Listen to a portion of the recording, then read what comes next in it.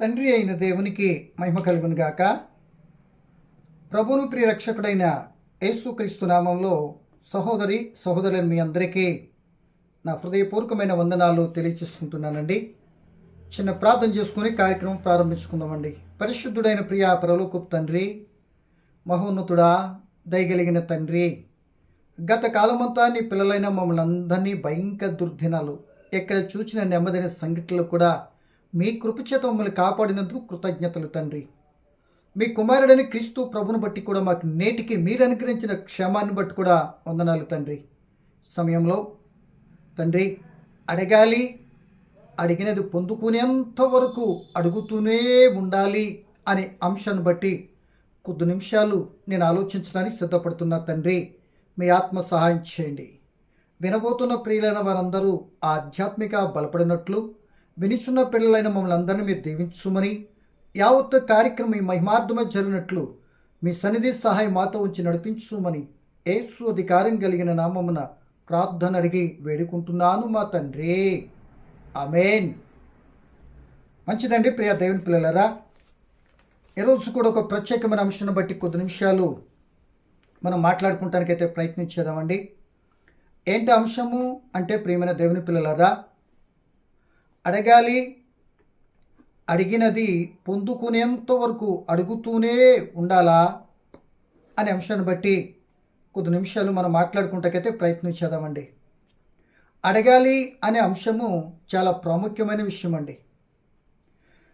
ఏదైనా మనకి లేనప్పుడు, కొరతగా ఉన్నప్పుడు తప్పనిసరిగా మనం అడగటము న్యాయసమ్మతం. వాళ్ళు ఇస్తారా లేదా లోకంలో వేరే సంగతి. తప్పనిసరిగా అడుగుతూ ఉంటాం కదండి. అలాగే బైబిల్ కూడా అడగాలి అని కూడా మనకు చెప్తూ ఉన్నది. దేవుడు ఈ లోకానికి పంపించినప్పుడు మనం వచ్చేటప్పుడు కూడా మనం ఏమి తీసుకుని రాలేదు. ఇక్కడికి వచ్చిన తర్వాత అన్నీ మనం పొందుకున్నాం. ఎలా అని అంటే, దేవుణ్ణి అడిగి మనం పొందుకున్నాం. ఏదైనా ఆయన అడిగితేనే మనకిచ్చాడు. కొన్ని అడగకుండానే ఇచ్చినవి కూడా ఉన్నాయి. అంటే దాని అర్థము, మన దగ్గర ఏదైనా ఉన్నది అని అంటే దేవుడు ఇచ్చినదే తప్ప మనకంటూ మనం వచ్చేటప్పుడు పుట్టినప్పుడు మనం తీసుకుని వచ్చింది ఏది కూడా లేదు.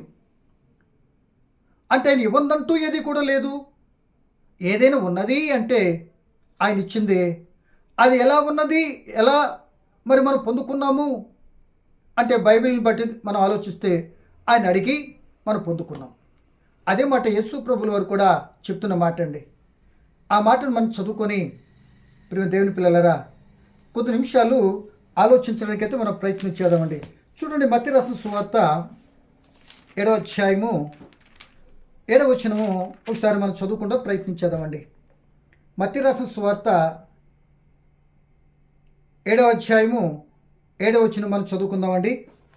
అడుగుడి మీకు ఇయ్యబడును, వెదకుడి మీకు దొరుకును, తట్టుడి మీకు తీయబడును.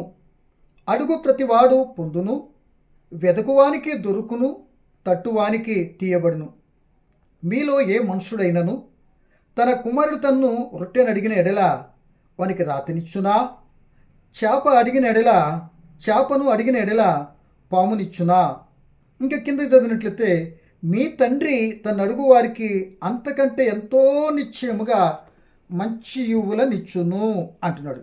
సో ఇంకో మాట కూడా లోక సువార్తలో ఉన్నటువంటి ఆ మాట కూడా మనం చదువుకుంటే ఎంతైనా బాగుంటుందని నా భావన అండి. అదే లోక సువార్త 11వ అధ్యాయం 10వ వచనం నేను చదువుతున్నానండి. ఇదే మాటలు ఉంటాయండి, ఒక మాట మినహాయిస్తే. లోక సువార్త 11:10 అడుగుడి మీకు ఇయ్యబడును, వెదకుడి మీకు దొరుకును, తట్టువానికి తీయబడునని మీతో చెప్పుచున్నాను. మీలో తండ్రి అయిన వాడు తన కుమారుని చేపనడిగితే చేపకు ప్రతిగా పామునిచ్చునా? గుడ్డును అడిగితే తేలినిచ్చునా అని అడుగుతున్నారండి. అంటే కాబట్టి మీరు చెడ్డవారై ఉండి మీ పిల్లలకు మంచి యువులని ఎరిగి ఉండగా పరలోకమందున మీ తండ్రి తన అడుగువానికి ఆత్మను ఎంతో నిశ్చయముగా అనుగ్రహించును అంటున్నాడు. అంటే రెండు మాటలను బట్టి మనం చూస్తే ఒకటే భావన, అడుగుడి ఇవ్వబడుతుంది అంటున్నాడు. మీరు అడగండి అని దేవుడే చెప్తున్నాడు. అంటే తన పిల్లలైన వారికి తన గ్రంథంలో రాయించిన మాట ఏంటంటే, తన పిల్లలు అడిగితే ఇస్తాను అనే వాగ్దానము మనకి ఇక్కడ కనబడుతుంది. అదే 91 కీర్తన చూసుకుంటే శ్రమలోని అతను తోడై ఉంటాను అని అంటాడు. ఏమండి, మరి ఇర్మియా పుస్తకం 33:3 చూసుకుంటే నాకు మొర్రపెట్టుము, నేనేం చేస్తాను, నీకు ఉత్తరం ఇస్తాను అన్న మాటలు మనకి ఎన్నో కనపడతాయండి.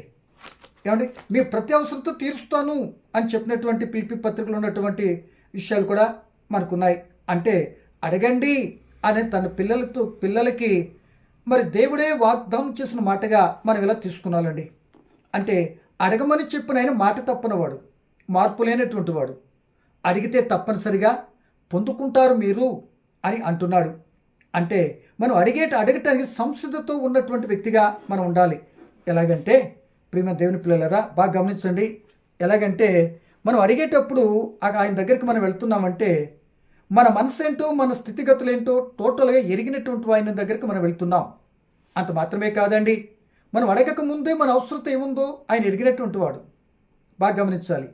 కనుక మన అవసరతను ఆయన ఎరిగినటువంటి వాడైనా మన అవసరతను బట్టి ఆయన దగ్గరికి మనం వెళ్తున్నాం కనుక మన అవసరం తీర్చుకుంటానికి అడిగే సాధనం ఏదైనా ఉన్నది అని అంటే దాని పేరే ప్రార్థన.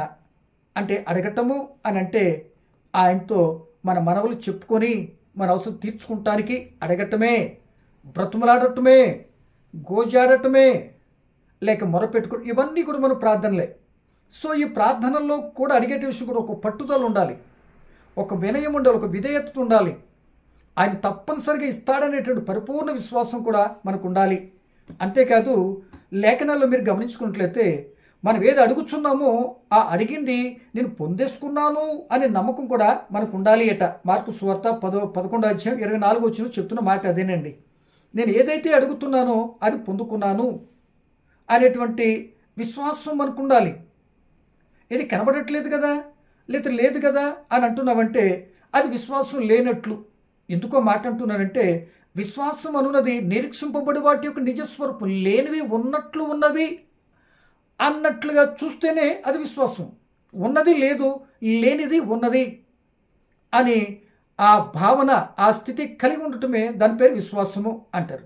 కనుక దేని పిల్లలదా, ఇప్పుడు మనం ఇక్కడ మాట్లాడుతున్న మాటను బట్టి మనం చూస్తే అడుగుడి మీకు ఇయ్యబడును అని 1, వెతుకుడి మీకు దొరుకును 2, తట్టుడి మీకు తీయబడును అనే మాట మనకు 3 మాటలుగా కనబడుతున్నాయి. అడిగే ప్రతివాడు పొందుకుంటాడు, మరి వెతికేవానికి దొరుకుతున్నదట, తట్టువానికి తీయబడుతుందన్నట. సో అడుగువానిది మనము బేసిక్ మరి దాని మీదే కొన్ని మాటలు మాట్లాడతాం కనుక రెండవదిగా వెతుకుడి మీకు దొరుకును అనేది ఒక మాట అయితే 1-2 మాటలు నేను జ్ఞాపకం చేస్తానండి. వెతుకుడి మీకు దొరుకును అంటున్నాడంటే ప్రియమైన దేవుని బిడ్డలారా, అసలు ఏది ఒకవేళ నీ దగ్గర లేనిది దాని కొరకైనా వెతకాలి. నన్ను కనుగొని వాడు జీవాన్ని కనుగొంటానంటాడు. ఏమండి, నన్ను వెతకని వానికి నేను దొరుకుతుని అంటాడు యెషయా గ్రంథంలో. అవును కదా. సో ఇక్కడ కూడా మనం చూస్తే వెతుకుడి మీకు దొరుకును. 1 అంటే నీకు లేని దాని కొరకు వెతకటం ఏదో కావాలి అని 1, 2 నీ దగ్గర ఉన్నది ఏదైనా పోగొట్టుకుంటే వెతకాలి, అంతే కదా. సో మరి లూకా సువార్త 15వ అధ్యాయం మనం చెప్పడుతున్న మాట ఏంటంటే ఒక స్త్రీకి 10 వెండి నాణ్యాలు ఉంటే ఒకటి పోగొట్టుకుంది. ఏం చేసింది, అది దొరికేంత వరకు వెతకటం ప్రారంభించింది, మధ్యలో ఆగిపోలే. వెతికింది. ఇక 9 ఉండేలే, ఒకటి పోతే పోయిందిలే అనుకో నిరుత్సాహపడలే. అది పోయింది, నాకు దొరికేంత వరకు వెతికి అది దొరికిన తర్వాత సంతోషపడినట్లుగా మరి లేఖనంలో లూకా సువార్త 15వ అధ్యాయం మనం చూస్తామండి. అంటే దీన్ని బట్టి మనకు అర్థమవ్వాల్సింది ఏంటంటే వెతికేటటువంటి వ్యక్తి దొరికేంత వరకు వెతకాలి, మధ్యలో బ్రేక్ అవ్వకూడదు, లేకపోతే సహనం కోల్పోకూడదు, ఇక వెతకలేని నిరుత్సాహపడకూడదు, ఇక పోయింది మాత్రం దొరుకుతులేని ఊహాగానాల్లో తేలిపోకూడదు, ఇక పోతే పోయిందిలే అనుకునే మాట కూడా రాకూడదు. అంటే దాని అవసరత ఉంది, నేను వెతుకుతున్నాను, తప్పనిసరిగా దొరికేంత వరకు వెతకాలని ఈ మాట మనకు జ్ఞాపకం చేస్తుంది. అదే యేసుప్రభు కొండ మీద ప్రసంగంలో మరొక మాట ఏమంటారంటే మొదట ఆయన నీతిని రాజ్యాన్ని వెతకాలి. నీతి అనగా దేవుని నమ్మటమే నీతి. అబ్రహాం గారు దేవుని నమ్మాడు, అది నీతిగా ఎంచబడింది. ఆ నీతితో ఆయన రాజ్యాన్ని వెతకాలి. ఆ రాజ్యంలో ఉన్నటువంటి ఆ నీతి రాజ్యంలో మనం ఏం చేయాలంటే ఆ పరలోకం చేరేంత వరకు నీతి రాజ్యంలో మనం నడుస్తూ ఉన్నట్లయితే అప్పుడు మనకి ఏది కావాలో అన్నీ కూడా ఇస్తాడట అని మరి మత్తయి సువార్త 6:33 ఈ మాటను మనం చూస్తామండి. కనుక వెతకాలి, దొరికేంత వరకు వెతకాలి. ఓకేనా. మూడో మాటగా చూస్తే తట్టుడే మీకు తీయబడును. తట్టండి. ఒక తలుపేసి ఉందనుకోండి, నువ్వు బయట ఉన్నావు, ఏం చేయాలి? తడతారు. తట్టండి, తట్టండి, తట్టండి. ఎంతవరకు? ఎంతవరకు అంటే ఒకసారి టక టక కొట్టేసి ఉంటాం కాదండి. తీసేంత వరకు తట్టాలి, తీసేంత వరకు తడుతూనే ఉండాలి అనే సంగతిని ముందు వెతికిన మాటను బట్టి తీసేంత వరకు తడుతూనే ఉంటే ఆ తలుపు తీయబడుతుంది. అప్పుడు నువ్వు లోనికి వెళ్తావు. లోనికి వెళ్ళొచ్చు, బయటికి వెళ్ళొచ్చు. ఇది ఒకటైతే క్రీస్తు మరి సంఘాల గురించి మరి పరిశుద్ధుని యోహాను గారు చెప్పిన మాట ఏంటంటే, ప్రకటన గ్రంథం 3:20లో చెప్తున్న మాట ఏంటంటే, ఆయన ఇదిగో తలుపు నొద్ద నుండి ఆయన తట్టుచున్నాడు అంట. తలుపు నొద్ద నుండి ఆయన తట్టుచున్నాడట. ఎవరు ఉండారు? ఎవరో ఉండారు. ఈయన తలుపు తట్టుచున్నాడు. ఈయన బయట నుండి పలుకుతున్న మాట ఏంటి? నేను తట్టునప్పుడు కానీ మీరు తలుపు తీస్తే నేనేం అతనితో భోజనం చేస్తా, అతనేమో నాతో భోజనం చేస్తాడు అనేటువంటి 2 పదాలుగా కనబడుతున్నాయి. ఇప్పుడు నేను నీతో భోజనం చేస్తాను, నువ్వు తలుపు తీస్తే ఏమండి, రేపొద్దున పరలోకంలో నాతోను కలిసి ఉంటావు, లేకపోతే భోజనం చేస్తావు. అక్కడ ఆకలి దప్పులు ఉండవు అనుకొని నాతో ఉండటానికి అవకాశం ఉంటుంది. ఇక్కడ నువ్వు తీనప్పుడు అక్కడ ఉండటానికి అవకాశం లేదు. ఏమండి, అంతేనా? కనుక తట్టుడి మీకు తీయబడును. నువ్వు తట్టాలి, తట్టాలి. ఎందుకంటే నీ సౌండ్ అవతల వ్యక్తి వినేంత వరకు తట్టాలి, విని తీసేంత వరకు ఓపికతో తట్టాలి. సో ఈ 2 మాటలు మనకి ఏం చేసి చెప్తున్నాయంటే, తీసేంత వరకు తట్టుతూనే ఉండాలి, దొరికేంత వరకు వెతుకుతూనే ఉండాలి. అప్పుడు మన జీవితంలో కోల్పోయిన దాన్ని ఏదో కావాలనుకున్న పొందుకునేటటువంటి స్థితి కనుక అప్పుడు ఆనందపడటానికి అవకాశం ఉంటుంది. సో ఈ 2 మాటలుగా చాలా క్లుప్తంగా అయితే నేను జ్ఞాపకం చేశానండి. ఇప్పుడు మనం అనుకుంటున్న మాట ఏంటంటే, అడగాలి, అడుగుతున్న పొందేంత వరకు అడుగుతూనే ఉండాలి అనేది మన హెడ్డింగ్. ఆ మాట మీద కొద్ది నిమిషాలు మనం ఆలోచించడం ప్రయత్నించేద్దాం. ఇది చాలా ఇంపార్టెంట్ మాట అండి. ఈ రోజున పెద్దోళ్ళు చెప్తున్న మాట ఏంటి? అడగనదే అమ్మైనా అన్నం పెట్టదు. అడగాలి కదా, నీకు ఇది కావాలి, ఇది లేదు, అది ఉంది, ఇది చేయాలని. అడగకుండా ఎవరిస్తారు? ఏమండి, అడగకుండా ఇవ్వడానికి అవకాశం లేదు కదా. అడగాలి.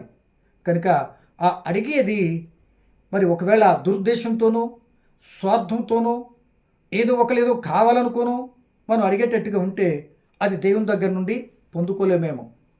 దేవుడు ఇవ్వడది. ఎందుకంటే స్వార్థంతో అడిగేది, లేతే దురాశతో, లేతే ఏదో విధానం కావాలనుకొని నువ్వు అడుగుతున్నావంటే తద్వారా నువ్వు నష్టపోతావు అనేటువంటి విషయం దేవుడికి తెలుసు. కనుక అది మాత్రం ఇవ్వడు. అడగమన్నాడు కదా అనుకుని నీ ఇష్టం వచ్చినవన్నీ అడిగేస్తే అది నీకు ప్రమాదకరమైనవి, ఇబ్బందికరమైన పరిస్థితి అయితే ఆయన ఫిల్టర్ చేసి పరిశీలన చేసి తగిన కాలం మందు నువ్వు అడిగినప్పుడు వెంటనే ఇవ్వచ్చు, కొద్దిగా నీకు పరీక్ష పెట్టి కొద్దిగా లేటుగా ఇవ్వచ్చు. నువ్వు అడగకపోయినా నీకు అన్ని విధాలు ఇవ్వటానికైనా సంసిద్ధతోనైనా ఉంటాడు. సో మనల్ని అడగమన్నాడు కనుక అడుగుతున్నట్టు విషయాల్లో ప్రతి అవసరం తీర్చుకుంటానికి మనకున్న ఏకైక మార్గం ఏదైనా ఉన్నదా అని అడిగితే దాని పేరే ప్రార్థన. ఆ ప్రార్థనతోనే దేవుని మనం అడగాలి. దాన్నే ఇప్పుడు అడుగుట అంటున్నాం. ఆ అడిగేది పొందేంత వరకు అడుగుతూనే ఉండాలి అని బైబిల్ అయితే స్పష్టంగా మనకు తెలియపరుస్తున్నదండి. చాలా పర్యాలు మన జీవితంలో ఒకసారి అడిగామంటే మళ్ళీ అడగటం మానేస్తాం, ఒకసారి చెప్పామంటే మర్చిపోతూ ఉంటాం, లేకపోతే ఏదో అడిగింది ఏదో రకరకాల పిచ్చి మాటలు మాట్లాడేస్తూ ఉంటాం, వ్యర్థమైన మాటలు ఎన్నో విషయాలు మనం చెప్పేసుకుంటాం. అలా కరెక్ట్ కాదు. అడగాలి అని అంటే సాక్షాత్తు నీ మనసు ఎరిగిన దేవుని దగ్గరికి వెళ్తున్నావు.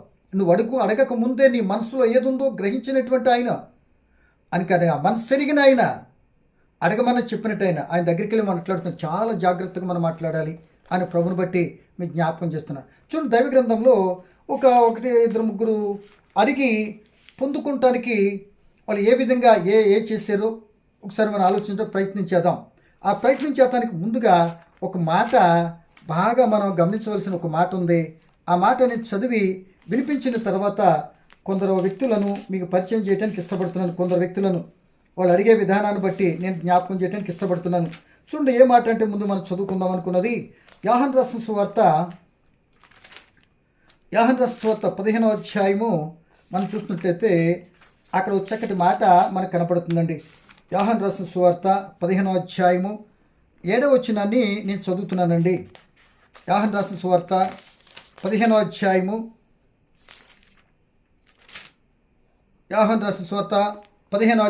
7వ వచనం అండి. నా యందు మీరును మీ యందు నా మాటలను నిలిచి ఉండిన ఎడల మీకేది ఇష్టమో అడుగుడి, అది మీకు అనుగ్రహింపబడును. మరలా చదువుని మాట, ఈ మాట మీద నేను చెప్పే మాటలు ఆధారపడి ఉంటాయండి. యేసు ప్రభువు చెప్తున్న మాట ఏమని? 7వ వచనం, యోహాను సువార్త 15:7. నా యందు మీరును, అంటే నా యందు మీరు ఉండాలి, ముందు నా యొద్దకు రావాలి ఒకటి. రెండో మాట ఏంటి? మీ యందు నా మాటలను, మీరు నా యొద్దకు రావాలి, నేను ఏ మాటలు చెప్తున్నానో ఆ మాటలు మీ యందు ఉండాలి. అప్పుడు మీకు ఏది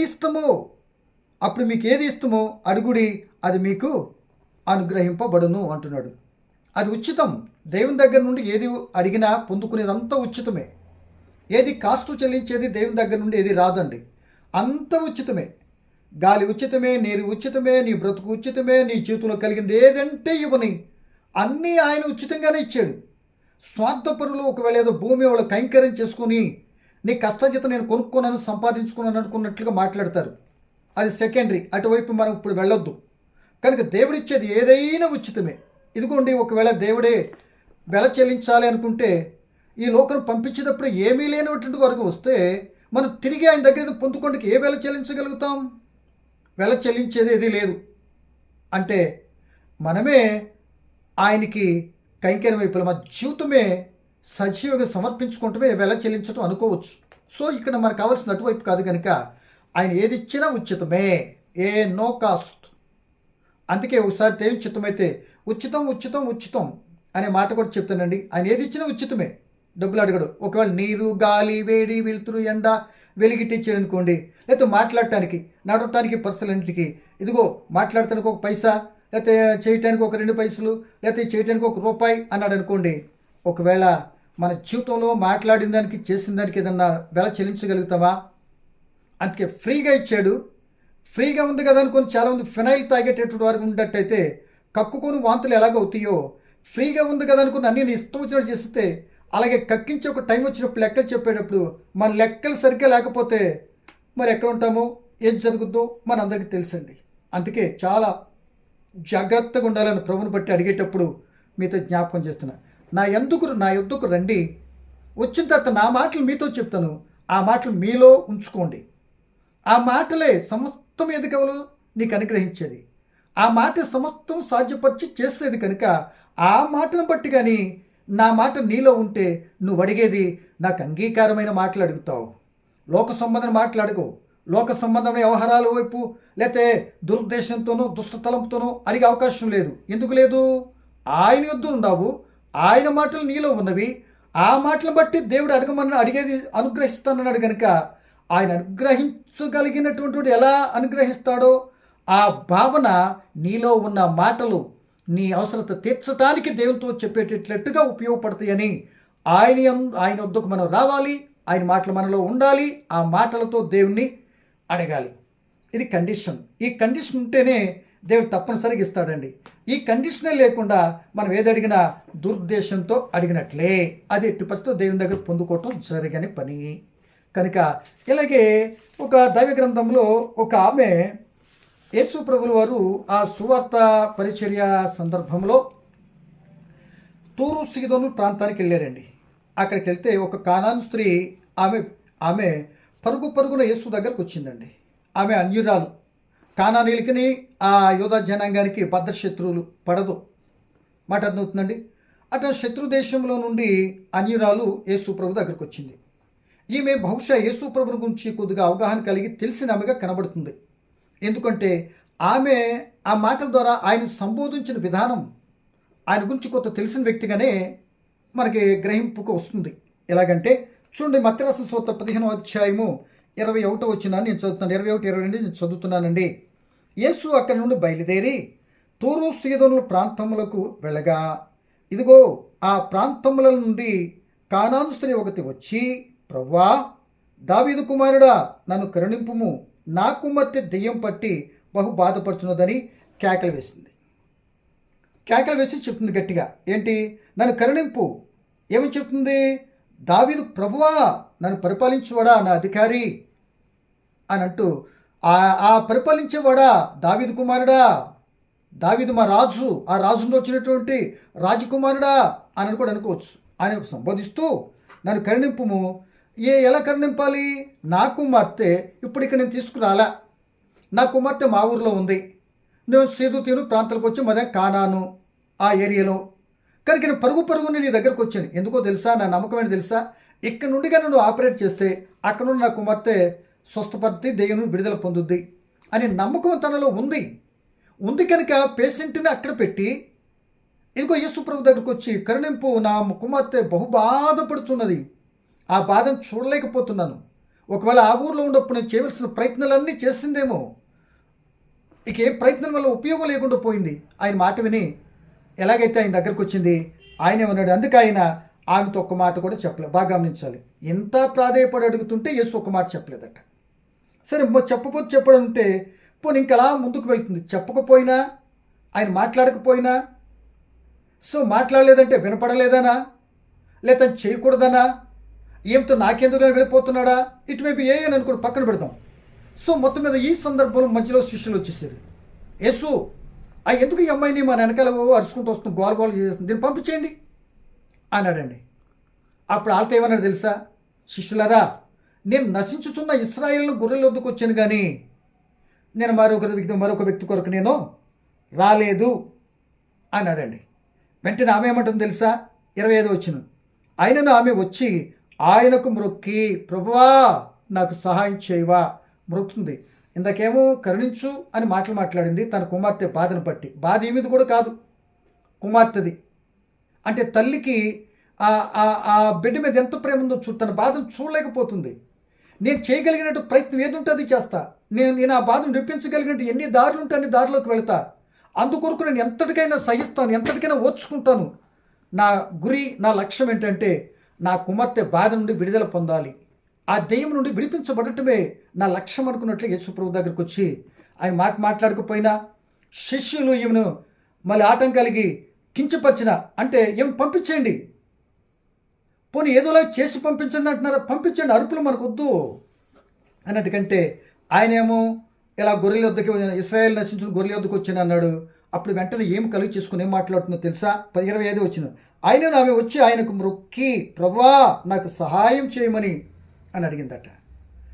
ఆ శిష్యు మాట కాదర్ చేయలేదు, మాట్లాడకపోయినా మా ఇక కాదర్ చేయలేదు, వెనకాల వెంబడిస్తూనే ఉన్నది. ఇప్పుడేముంటుందంటే, ప్రభువా ఏలినవాడా నాకేం చేయవా, నాకు సహాయం చేయవా, నువ్వు సహాయం చేయకపోతే ఏది నా కుమార్తె బ్రతకదు, ఆ బాధ నుండి విడుదల పొందదు. దానికి మీరు ఒక్కరే చేయగలిగినటువంటి వారు. మీరు మాట్లాడకపోతే కుమార్తె బాధతో చనిపోతుంది ఒకవేళ, కనుక మీరే అని ఆమె ప్రాధేయపడి అడుగుతుంటే ఆయన ఏమన్నాడు తెలుసా? యేసు ప్రభు వారు 27 వచ్చిన 26 వచ్చిన అందుకు ఆయన అప్పుడు ఆమె మాట పలకగానే, సహాయం చేయమని అడగగానే ఆయనకు మ్రొక్కింది. కాళ్ళే పట్టుకుందా, చేతులే పట్టుకుందా, దండమే పెట్టిందా, పడిపోయిందా, మేము వేదంటే కానీ మ్రొక్కి అప్పుడు ఏముంటుందో తెలుసా? దేని పిల్లలరా, అప్పుడు అందుకు ఆయన 26 వచ్చిన అందుకు ఆయన పిల్లలు రొట్టె ముక్కను తీసుకొని కుక్క పిల్లలకు వేయట యుక్తం కాదని చెప్పగా, ఇప్పుడు ఏమంటున్నాడు? వెనకాల వచ్చి ఆమెకు ఇప్పుడు ఏమొచ్చింది? ఇప్పుడు ఏమొచ్చింది? పిల్లలు రొట్టె ముక్క తీసుకొని కుక్క పిల్లలకి వేయటం యుక్తము కాదు, మంచిది కాదు కదా, నీకు తెలుసు కదా అని అనగానే అప్పుడు ఏమంటుంది? అయ్యా 27 వచ్చిన నిజమే, ఆమె నిజమే ప్రభువా, కుక్క పిల్లలు కూడా తన యజమానులు బల్ల మీద నుండి పడు ముక్కలు తినును కదా అని చెప్పింది. అప్పుడేమంటుంది? కుక్క అన్నా సరే నువ్వు కుక్కవే అని అంటే ఆమె అక్కడికి సహించింది, ఓర్చుకుంది, అలాగే సహనంతో ముందుకు వెళ్తుంది. ఆమెకి ఏ కోపం రావటం లేదు. ఎన్నో గుణలక్షణాలు ఈమెలో మనం ఐడెంటిఫై చేయొచ్చండి. అన్ని ఆకరణ మాటలని చెప్పి ఈమె గురించి ముగిస్తాను. ఇక్కడ ఏమిటి? కుక్క అనగానే, అయ్యా ఒకవేళ యజమానుని ఇంట్లో కుక్క ఉందనుకోండి, ఆ యజమానుడు తింటున్నటువంటి భోజనంలో ఆ రొట్టె ముక్కలు కానీ పడితే తినేదా కుక్కలే కదా నాయన, ఆ కుక్కనే నేను అనుకో, నేను నిజమే, ఆ కుక్కనే, నిజమే నువ్వు చెప్పింది నిజమే, నేను కుక్కనే. కానీ కుక్కకి ఏ విధంగా అయితే తన కడుపు నిండి తృప్తిపడి ఉంటుందో అలాగే ఆ కుక్కనైనా నేను నా బిడ్డ కొడుకు వచ్చింది కనుక ఆ కుక్కలాగా మరి నా బిడ్డ కొడుకు సహాయం చేయవా, అలా తింటే కదా నాయన సహాయం చేయవా, కుక్కను మేమే ఆ సహాయం చే కుక్కలాగా నాకు సహాయం చే కుక్కనే అనుకొని అని అనగానే వెంటనే ఆమె పరీక్ష అన్నింటిలో పాస్ అయిపోయింది. ఆమె మాట్లాడకపోయినా సహించింది. ఆయన వెంబడించడం మానలేదు. 2, శిష్యులు ఒకరు ఆటంకపరిచినా ఏందయ్యా మీకు ఎందుకని గొడవపడలేదు, ఏ కోపం రాలేదు ఆమెలో. ఆయన తర్వాత ఇదిగో నేను నశించిన గొర్రెల యొద్దకు ఇశ్రాయేల్ దగ్గరికి వచ్చానంటే మాలాంటి వాళ్ళు మీకు అవసరం లేదా, అయినా మీరు ఎక్కడికి వచ్చినా పర్వాలేదు నాకు సహాయం చేయని సహాయం కోరుకుంది. తర్వాత నేను కుక్కలకి నేను నా పిల్లలకి చేయటానికి వచ్చింది, కుక్కలకి చేయటానికి రాలేదని. కానీ అయ్యా నేను కుక్కనే, యజమాను బల కింద పడితే ఆ కుక్కలు తింటాయి కదా, ఆ కుక్కనేననుకో, నా కుక్కలాంటి ఆ మొక్క పడిన మొక్కేదో నా కుమార్తెకు స్వస్థత కలిగేలాగా చేయనాయనా అనగానే ఇన్ని పరీక్షలు పెట్టినప్పుడు ఆమె ఓర్చుకుంది, సహించింది, కోపం లేనిది, పరిపూర్ణ. అంత మాత్రమే కాదు, ఓర్పు కలిగింది. అంత మాత్రమే కాదు, ఎంతో ప్రయాసంతో ఆయన విచ్చు పెట్టకుండా గోజాడుతూ అడుగుతుంది ఎన్ని ఆటంకాలు వచ్చి అడుగుతూనే ఉన్నది, సహాయం చేయండి నా కుమార్తెను విడిపించండి అని. ఆ పెట్టిన పరీక్షలన్నిటిలో పరిపూర్ణ విశ్వాసం యేసు ప్రభు చూసాడు కనుక అప్పుడు ఏమంటున్నాడు తెలుసామని చూడండి. ఒక మాట చదువుతున్నా, 28 వచ్చిన. అందుకు యేసు అమ్మా, ఏమైపోయింది ఇప్పుడు? కుక్క అనిపించుకున్నటువంటి ఆమె, ఏ మాట పలకటానికి అవకాశం లేకుండా వెళ్ళిపోతున్నటువంటి పట్టించుకున్నటువంటి వ్యక్తి ఉన్నటువంటి ఆయన ఆమెతో మాట్లాడుతున్నమాట. అమ్మా, నీ విశ్వాసము గొప్పది, నీ విశ్వాసం గొప్పది. ఒకప్పుడు శతాధిపతితో కూడా అంటాడు, ఇదే లోకసువార్త 7వ అధ్యాయంలో, ఇదిగో ఇశ్రాయిల్లో ఇతనంతటి గొప్ప విశ్వాసం గలవని చూడలేదు, మాట మాత్రం సెలవివయ్యా నా దాసుడు స్వస్థత పొందుతాడు అంటాడు ఆ శతాధిపతి. మాట చాలట. ఏమి కూడా ఏమడుగుతుంది అంటే ఎంత నమ్మకమో చూడండి. పేషెంట్ ఇక్కడ లేకపోయినా, బాధపడుతున్న వ్యక్తి ఇక్కడ లేకపోయినా, ఎక్కడో బాధపడుతున్న విరక్తుడు ఉన్నటువంటి వ్యక్తికి ఇక్కడ నుండి ఆపరేట్ చేయను ఆయన నీ దగ్గర ఎదురుగా ఉంటేనే కాదు, అక్కడున్న వ్యక్తి కూడా ఏమవుద్ది, విడుదల నొందుద్ది అనగానే యేసు ప్రభు అన్నాడు, అమ్మా నీ విశ్వాసం గొప్పది గొప్పది గొప్పది గొప్పది గొప్పది. ఎందుకు గొప్పది అంటే ఇటన్ని రకాలుగా పరీక్షించిన నువ్వు సహించేవు, ఓర్చుకున్నావు, విధేయత చూపేవు, కోపాడలేదు, ఓర్పు సహనం అన్నది నీకు పరిపూర్ణ విశ్వాసం నీలో చూశాను, పరీక్షలను నెగ్గేవమ్మా అంటే అది పొందుకునేంతవరకు ఏమడిగింది, ఆయన మాటలు ఎందు లక్ష్యం ఉంచి ఆ మాటలో నిలిచి ఉండి ఆయన అడిగింది, నీ విశ్వాసం గొప్పది, నువ్వు కోరినట్టే నీ కుమార్తె స్వస్థత పొందుద్ది అన్నాడు. కనుక ప్రియమైన బిడ్డలారా, అడగటం అంటే ఆ పొందేంత వరకు మనం అడగాలని ఈ మాట ఎంత చక్కగా చెప్తుంది. సరే, ఇంకొక మాట కూడా నేను జ్ఞాపకం చేసి ముగించడానికి ఇష్టపడుతున్నానండి. చూడండి, లోకసువార్త 18వ అధ్యాయం చూస్తే ఇక్కడ ఒక దేవునికి భయపడినటువంటి న్యాయాధిపతి ఒక ఆయన ఉంటాడండి. దేవునికి భయపడడు, మనుషులకు ఎవడు కూడా లెక్క చేయడు. అటువంటి న్యాయాధిపతి దగ్గర ఒక విధవరాలు వచ్చింది. ఏమనో తెలుసా, చిన్న కథగా 2 మాటల్లో చెప్పి ముగిస్తా. వచ్చి ఆమంటుంది, అయ్యా నా ప్రతివదతో నాకు గొడవ వచ్చింది కనుక మా ఇద్దరికి న్యాయం తీర్చు అని అంటే చాలా పర్యాలను అడుగుతుంది, తరచుగా వెంటనే వెళ్ళిపోతుంది. సరికి ఆయన చేస్తుందామే ఇక రోజు మాటికి వచ్చి అడుగుతుంది, అయ్యా నా ప్రతివాదికి న్యాయం తీర్చు, నువ్వే తీర్చాలి, మా ఊరిలో కొట్టుకున్న పరిస్థితి ఏదైనా సరే మాకు న్యాయం తీర్చేవారు లేరు, ఒకవేళ వాడు తీర్చినది సరే న్యాయం కూడా కాకపోవచ్చు, కనుక నువ్వే న్యాయం తీర్చాలని ఆయన దగ్గరికి వచ్చి అడుగుతుందట. అడిగేటప్పటికి ఆయన ఏమంటున్నట్టు చూడండి, 5వ వచనం 18:5, ఇదంతా మీకు తెలుసు కనుక, ఒక విధరాలు, ఆ విధరాలు నన్ను తొందర పెట్టుచున్నది గనుక ఆమె మాటికి వచ్చి గోజారుకుంటున్నట్లు ఆమెకు న్యాయం తీర్తునని తనలో తాను అనుకున్నాడట. అన్యాయస్తుడు అసలు ఎవరి మాట లెక్క చేయడు, కానీ మాటికి అడగటం కారణంగా, అయ్యా ఏం జరిగిందని అక్కడ ఉండటం కారణంగా నేను చూడగానే జాలి కలుగుద్ది. ఎన్నో పర్యాలు నా దగ్గరకు వచ్చి న్యాయం తీర్చగలిగిన నేను, ఈమె ఇన్నిసార్లు వస్తుంది కనుక ఈ న్యాయం తీర్చాలి అనేటువంటి ఆలోచన నువ్వు ప్రతిసారి అడగటము, అక్కడికి వచ్చి కూర్చోట కారణంగా వారిలో కలిగిస్తాడు దేవుడు. వారిని ఎడల న్యాయం తీర్చుతాడు. ఎప్పుడో తెలుసా, మాటికి అడగాలి. ఒక్కసారి అడిగేసి వెళ్ళిపోతాం కాదు, ఒక్కసారి చెప్పేసాను కదా అని వదిలిపెట్టేయటం కాదు, ఒక్కసారి నేను చెప్పాను కదా ఎన్నిసార్లు చెప్పాలని ఆ కోపంతోనూ ఆ వ్యక్తి మీద రివర్స్ అవటం కాదు, కోపంతోనూ అడగటము కాదు. అది చేసేంత వరకు ఓపిక సహనంతో అది ఎదురు చూడాలి. ఆయన తప్ప వేరే వాళ్ళు చేసేవారు లేరు. ఒకవేళ ఆయనే ఉంటే ఈయన దగ్గరికి రావాల్సిన అవసరం లేదు కదా ఈ దూరాలు. కనుక ఆయన దగ్గరకు వచ్చి మాటికి అడిగింది. అంటే ముందే చెప్పాను, అడగటానికి పొందేంత వరకు అడగాలి, అంతేగాని నీకు అడగటానికే ఇంత కష్టమైతే, అడగటానికే ఇన్ని రకాల కోపతాపాలతో నువ్వు అనుకున్నట్లుగా ఊహాగానాలతో వెళ్ళిపోతే చెయ్యాలనుకున్న వ్యక్తి నీకు ఎందుకు చేస్తాడు చెప్పు.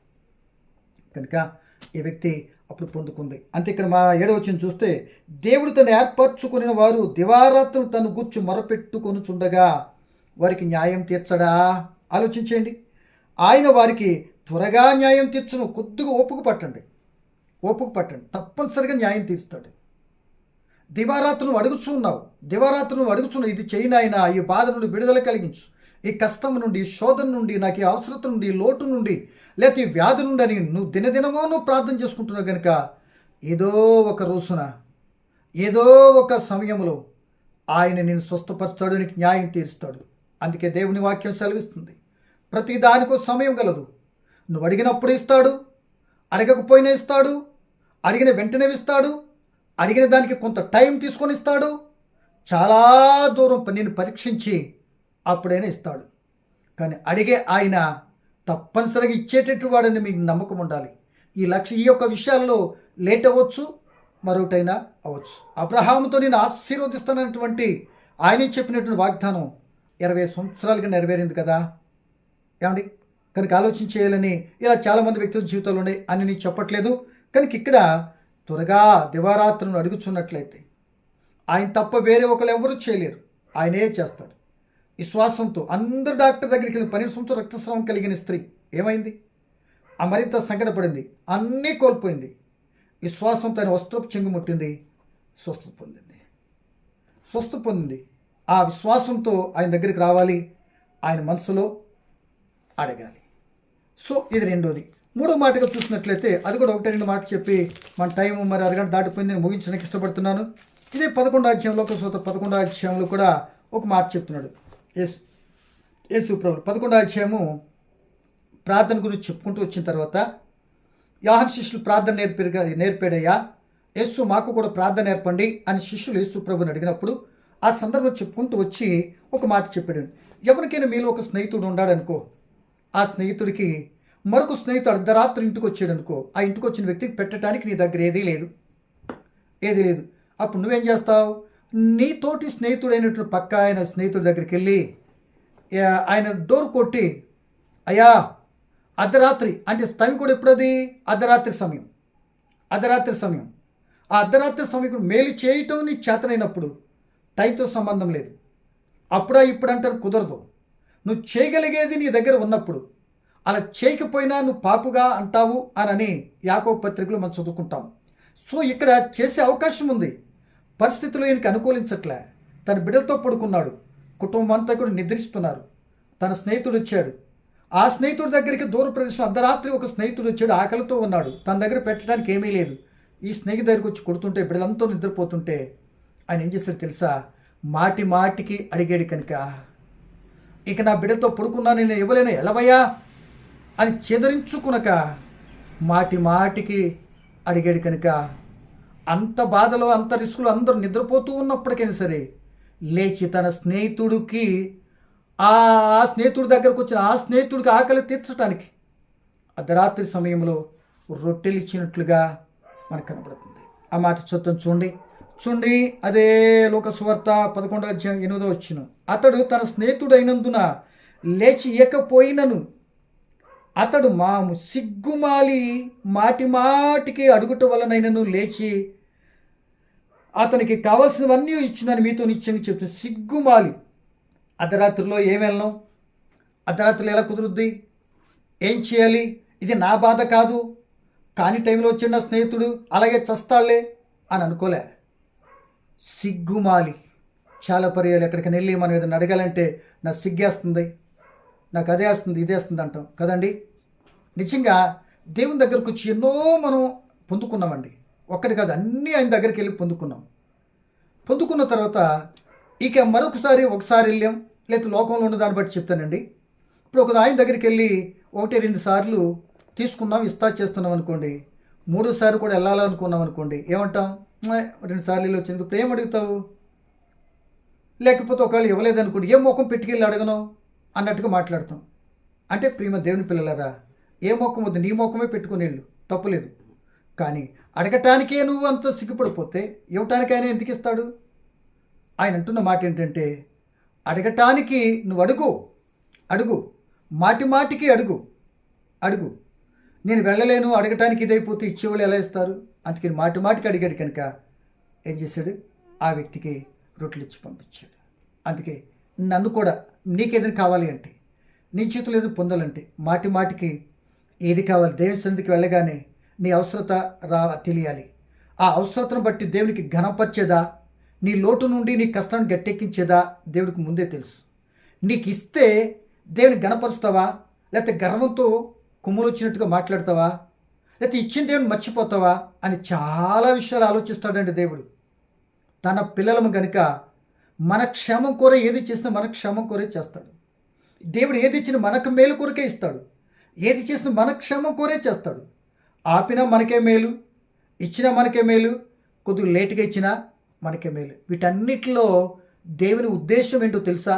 సమస్తము సమకూర్చి అడుగుతున్న తన పిల్లలైన వారికి మేలే చేయాలన్న తన ఉద్దేశాన్ని మాత్రం మన ఎడలా నెరవేర్చడానికి ఇష్టపడతాడు. కనుక ప్రియ సోదరుడా, చూడండి, అడుగుతున్నాను, అడిగేది పొందేంత వరకు అడుగుతూనే నువ్వు ఉండాలి. అంతేగాని అడిగేసాను, అసలు ఎన్నిసార్లు బట్టి అడుగుతున్నాను తెలుసా? 2 సంవత్సరాలు బట్టి అడుగుతున్నాను, నాకు అది లేదు, పిల్లలు లేరు, బాకీ తీరలేదు, ఆరోగ్యం రాలేదు, ఇది రాలేదు అన్నావా? ఈ మాట పలకటం కారణంగా రాలేదు, లేకపోతే ఇన్నాళ్ళు బట్టి అడుగుతున్నాను అనే అల్ప విశ్వాసపు మాట నీ నోటంటూ వచ్చింది కనుక అంతకుముందు ఎన్ని సంవత్సరాలు కనిపెట్టి చేసేవో అదంతా బూడిదలో పోసుకుని పన్నీరు. మళ్ళీ నీ జీవితము 0 నుండి స్టార్ట్ అవుతుంది. మాట అర్థమైందా? అందుకే ఈ రోజున ఆధ్యాత్మికత అడిగే విషయంలో అనేక మంది పెళ్ళైపోవటం కారణం ఇదే. అలా కాదు, మాటి మాటికి నీకు ఏదైతే అవసరం అయినా ఇవ్వనైనా ఈ విషయం అవసరత నువ్వే ఇవ్వగలుగుతావు, మనకు ఎవరు సహాయం చేసేవాళ్ళు లేరు, నానా తండ్రి నువ్వు వాగ్దానం చేసావు అని ఏదో పాటలు కూడా చెప్పొచ్చు. ఇవ్వండి, నాకు కావాలి, ఇవ్వండి అనాలి. అప్పుడు తప్పనిసరిగా ఇస్తాడు. ఎందుకంటే తన బిడ్డలు మనం అడుగుతున్న పిల్లలకి ఒకవేళ ఒకటి అడిగితే ఒకటి ఇవ్వడండి. చేపను అడిగితే పావునిస్తామా? ఏమండి, రొట్టె నడితే రాతనిస్తామా? లేకపోతే మరి ఇంకో చేప నడితే తేలినిస్తామా? గుడ్డు నడితే తేలినిస్తాం? ఏమో కదా. ఎందుకేమో? తన పిల్లలు, మన పిల్లలు. అది నువ్వు ఎంత నిశ్చయం అనుకుంటున్నావో, నేను అంతకంటే పర్ఫెక్ట్ నా బిడ్డలకి అంత ఇబ్బంది కలిగించేదేమో. అడిగిందే ఇస్తా.